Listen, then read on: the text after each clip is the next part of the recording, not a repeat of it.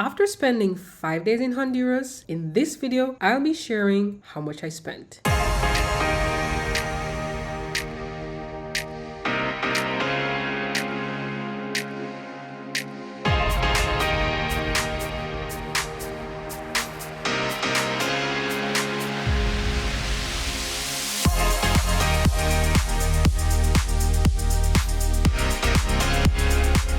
In the previous episode, we continued preparations to visit country number 8.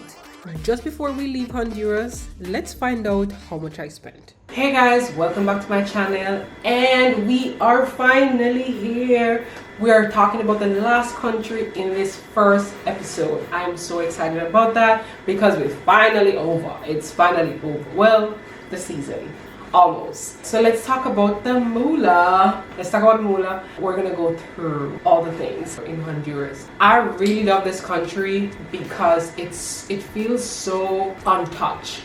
And you could tell how untouched it was when I was trying to find a fridge magnet and couldn't find one. It just didn't account for tourists in the capital city. I couldn't find any.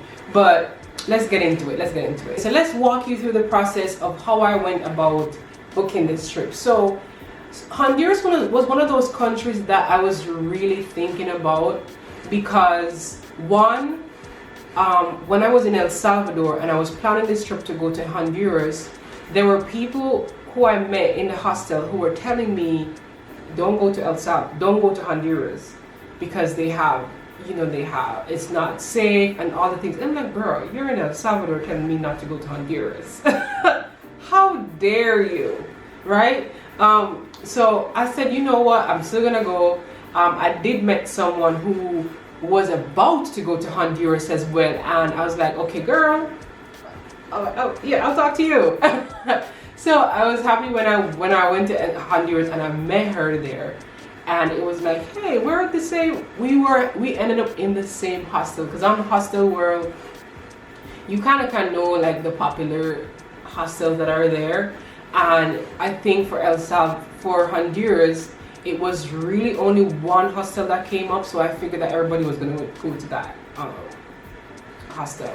So for the planning of that, I knew that I could have flown in, but there was a bus. And I'm gonna get the cost for you. There was a bus to take me there, and that bus only traveled a couple of days for the week. So I had to ensure that I aligned my accommodation in El Salvador to match up with the bus that will leave on the day that I was planning to. And I was able to leave on the Friday, I think.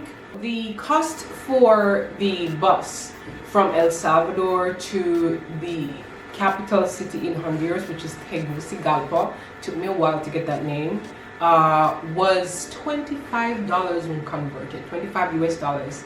And when I got to the destination, they didn't drop me at the ticket bus, they dropped me in a mall that they had there. And what's crazy is I don't think when I was there, I don't think I went back to that mall. It was a really big mall. I think I didn't know how to find it, but I didn't have any time to go back down there. But that price, so when I got there, they had already had a bunch of taxis that were there, and I knew that they were going to overcharge me. I knew it. I just knew it because that's normally how it works. We have them in Jamaica too. I know about them.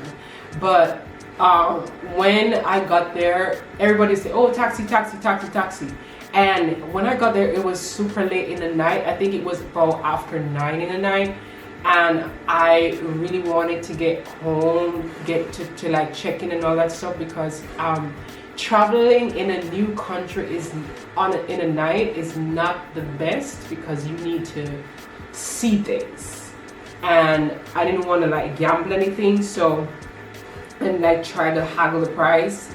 So I decided to take one of the first ones that were there. I kind of looked to see whatever, and then when he told me the price, I said, bro, I know you're overcharging me. I think I had gotten some local currency before. I don't remember how I got it, but I think they had stopped somewhere and I got local currency, so I had that to give him. Or I must have given him US dollars. I don't think so. I think it was local currency. But when it was converted, it was $8 US. You know what's crazy? When I got to the hostel, the security guard asked me how much I paid, and I told him what the currency is called lempiras. And when I told him how much they charged me, he said, "Oh my God, that is so much." He said they really overcharge you, and I was like, "Damn." I knew it was gonna happen. But I was like, you know what? That money that he overcharged me, I'm pretty sure it's already done. Yeah, that's how I think about it. It's like, yeah, that money, that's not going nowhere. It's gonna be done in no time because of your seating.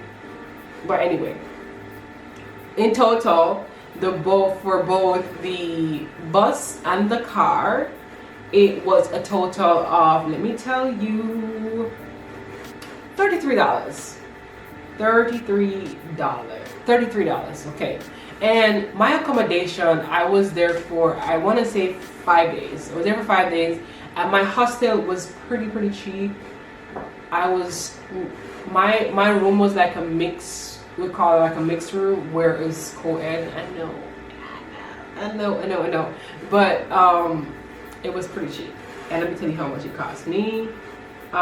It was $67.83 for 5 days. You do the math.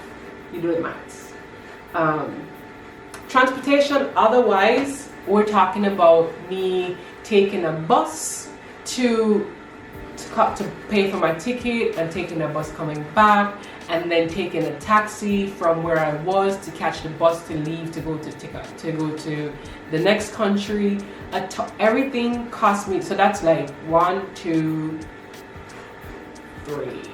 The total of everything cost me, converted to US dollars, it is $10.31. $10.31. So my total for transportation would be $43.31. So yes, that's my transportation cost for the entire 5 days I was there. Let's talk about the food, y'all.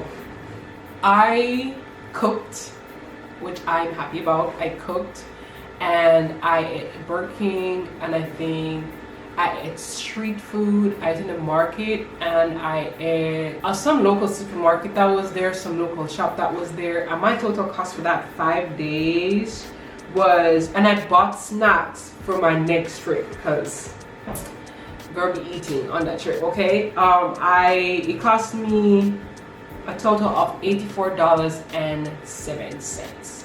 That was the total for the food. All right, let's talk about the miscellaneous, the tours. Let's talk about the tours. So I only really did one tour, and I totally forgot about the transportation to this attraction here. It wasn't much. We took the chicken bus, and it was a great experience. It broke down at some point. But it was a fun experience. The tour cost, it was a hike. We went to a national park which is called La Tigra, and that was only $10. And I say only $10 because it was a lot of ground to cover. I don't even know how they maintain it. I don't think they maintain it, but they must have like cleared the track so you could walk, but it was really big. And it was an amazing experience. It was in the bushes, and the whole time I was there thinking, I was like, what if some strange animal come out of there? Like, I was like, damn, it's the wrong time to think about that. But luckily, I didn't have any bad experiences. I know these places have like snakes and all the things, and I'm afraid of snakes. But it was a great experience. I didn't experience or see any animal but birds, so that's great. It was only $10.